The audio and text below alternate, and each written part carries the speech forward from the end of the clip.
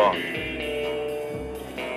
James Bond. It was a big challenge working on the Bond films for a lot of reasons. I mean, one is obviously that it is certainly the most lucrative franchise in our library, and with the exception of the Star Wars movies, I think it's the most profitable franchise that exists.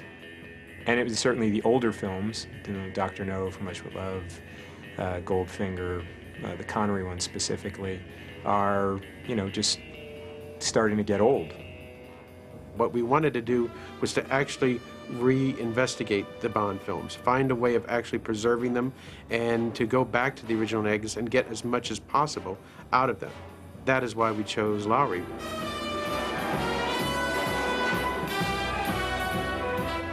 Frankly, I think it led out of work that we had done for MGM before. They had a vision of what they wanted to do with Bond. I think they knew about the condition, especially of the earlier Bonds, and saw what we've been able to recover in the past. The ability to fundamentally take years off of the life of really important movies is something that we pride ourselves on, and they've seen firsthand. A successful film tends to get used a lot. They take it off the shelf very often, make dupes, make prints, and the more successful a film is, the more it's handled. That creates scratches, dirt, blemishes, various kinds, torn sprocket holes, sometimes torn film. The magic with what we're doing with Bond is we've got the original camera negative. What a golden opportunity, because we're able to put that on our very gentle scanners, scan this material, and capture everything out of these movies. We've got a clean room here, actually, at a level used for example, making integrated circuits. Our objective is to keep that film really clean. The last thing we want to do is add dirt to it. We're scanning at about 4 seconds per frame. 1 hour takes 100 hours. The real key on the Bond movies is we're scanning the original camera negative. So we've got to treat it with great care. We chose these scanners, the Imagica scanner, because it happens to be extremely gentle on film. And we're scanning at 4K, which means that we're scanning 4,000 by 3,000 picture elements. That is very, very high resolution, probably slightly beyond what is actually on the film. So we're capturing everything that's on that motion picture film. As we scan the film, the images land on the discs here. This is really the central brain, if you like, of the entire system. This is where all of the memory is, and it is routed on gigabit Ethernet to all of the computers downstairs, to color correction. It's all routed from here on various cables to various places. Exactly 4 years ago, we got 12 G4s, then it went up to 180, then to 300 and some, and then the G5 came along last fall. Wow, tremendous power. We put in 100 G5s and it more than doubled our capacity that we had at the time. Then we put in 500 more. So we are 8 times the power now that we had 6 months ago. We have everything connected, a gigabit Ethernet network, very, very fast, and we're moving literally terabytes of data all the time. We can store an entire movie in a case of this kind for archive purposes. These are the disks from the servers in the background. These are currently 250 gigabytes each. We have hundreds of them, obviously. We can refresh these every roughly 2 years. Just plug them into the server, copy it over to another disk, put it back in here. Good for another few years. This suite that we're in now is called the color environment. This is where the decisions are made about the color timing and the color grading in the film. This is the first step after the film is graded on our scanners. It comes through this suite, and then this information about the color is encoded into the data, and it passes on to the rest of the production environment. This is the first chance we have to actually look at the film and make choices and see the quality of the film. In our case, we have the privilege of working from the original camera negative. In essence, the film that we scanned was in the original camera when the movie was shot. So there's no optical generations in the film whatsoever.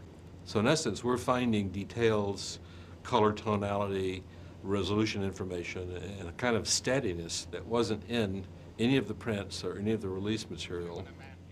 I started doing Dr. No first, and we assumed that Dr. No was going to be older, the film was going to be harder to restore and so forth, but we don't find that necessarily to be true. The film is still in pretty darn good shape. I was fascinated with Ursula Andress, who wouldn't be, you know. I mean, it's the classic Bond girl walking out of the water. The colors and the texture and the detail is so fantastic. They're going to see images that never had this kind of range and richness and so forth. And so it's a privilege. I could say I'm the first one to actually see these images at this level. We have 4 project managers, young people who do one fabulous job. They see the movie through from one end to the other. They have responsibility for the quality of that film. First off, we would load the entire movie up just to get a feel for what types of shots are in it. First, we would separate out probably indoor and outdoor because the quality is a lot different. And also a third category might be opticals, which is pretty much our nemesis because opticals are a couple generations older. So we categorize them in those 3 categories probably and choose a different parameter set for each. Usually there's between 6 and 8 types of shots in a movie, and it's based on how much flickering there is, how much dirt there is. You might get different film stocks used, so the grain will be different from shot to shot. You want to basically tune those parameters into each specific scene. In addition, if you have an optical generation, you're bound to have a lot of flicker. It's bound to be softer. The grain is bound to be a lot higher, so you have to use different parameters for that. You may need different enhancement on the back end to try and bring the optical up to the level of the normal shots in terms of the sharpness. Opticals are very dirty because you have, of course, you know, the optical itself and the image that you're processing. So there tends to be a lot more dirt. How our software works is that you'll have your image that you're looking at, and then it'll look at the 2 images on the outside, and it'll compare those 2 to see if there's anything consistent between these 2 outside images and the center image that you're actually going to repair. A lot of the problems that you see after a while tend to be the same. They reoccur a lot. So you can just look at a shot and go, okay, well, do this to it, apply this process to it, and most of the time we're right on. I started with the existing HD transfers, starting with Man with the Golden Gun. Right after the traditional Bond logo, we open up to a scene of Maude Adams laying on the beach, and because of the way that the optical is created, there were several layers of grain and dirt, which we were able to remove completely.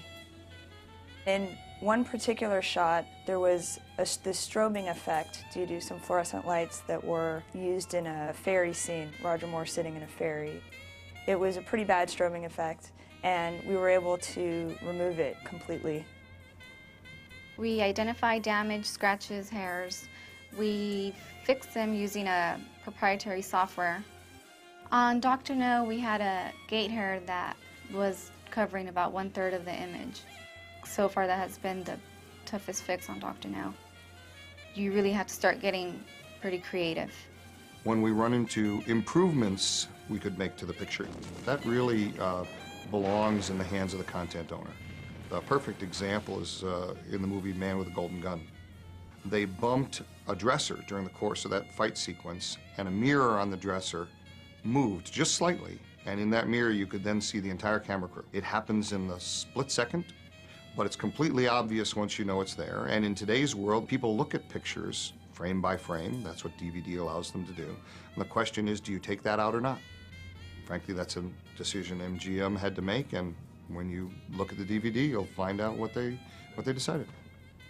We try to be as true as we possibly can to what we believe the original director and cinematographer saw in their dailies when they were shooting the movie. We wanted to look at a quality level just like that before it started to go through the degradation of time, handling, and multiple generations of film. Our relationship with Lowry has been very close. We come out here several times to see what they're doing. Everything that's been done is based on approved masters that have been approved by Ian and Dan Jack. We're not trying to reinvent the films, but just to have them with more detail, more enhanced color, just a new, fresh look at the films. We just saw our first 4K cleaned up versions of Dr. No, and they're amazing looking. It doesn't look like anything I've seen before. It's just blown me away because it's not the movie that I'm so used to seeing. And for the first time, I'm seeing detail that I had never seen before. You look in a room and I can see the shag of a shag rug, and all of a sudden the movie is not a movie made in the 60s, but is a movie maybe just set in the 60s. It doesn't seem like it's rooted in the time it was made, but more timeless. My personal favorite film of the group is Goldfinger, so I can't wait to see what that looks like, bringing all this new digital technology and this amazing cleanup process that Lowry does. Everybody's going to watch this and go, this just looks great, and I feel like I'm seeing Bond like I never saw him before, and that it's a good thing, not a bad thing.